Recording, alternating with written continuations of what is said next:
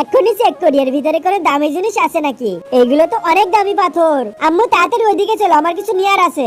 দাদাজি এই পাথরগুলো কত করে বিক্রি করছেন? বাচ্চা, তুমি এগুলো সত্যি নিতে চাও? এর জন্য 1000 টাকা দিতে হবে।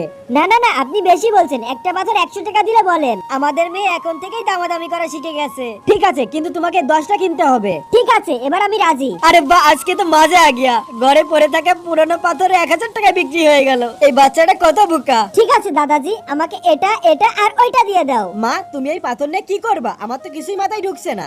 বাবা তুমি শুধু আমার উপর ভরসা রাখো। বস, এগুলো আমার কাছে দেন। বস, এই ফালতু পাথর আপনারা কি করবেন? এটা কোনো ফালতু পাথর না, দাঁড়াও আমি তোমাদের দেখাচ্ছি। এটা হলো 1000 বছর পুরনো জেদাই পাথর। আরে এটা কি? এটা তো অনেক দামি পাথর। আশেপাশে কেউ নাই তো? আরে হ্যাঁ, এটা দেখে তোমার মোটেও বিশ্বাস হচ্ছে না। এটা তো সত্যি চমকাচ্ছে। আরে সরে যাও, সরে যাও, সামনে থেকে সরে যাও, গাড়ির ব্রেক ফেল হয়ে গেছে। প্রিয়া, দেখি সাবধানে সরে যাও। বস, আমি থাকতে আপনার কিছু হতে দিব না। তখন আমি যে গাড়িকে থামিয়ে দিই। তোমাদের মনে একটা কনফিউজ আছে যে আমি এই শক্তি কোথায় থেকে পেলাম। কি হলো দেখতে পারবা পার্ট 2 তে। পার্ট 2 তে সব ক্লিয়ার করব। এজন্য সাবস্ক্রাইব করে কমেন্টে পার্ট 2 লেখো।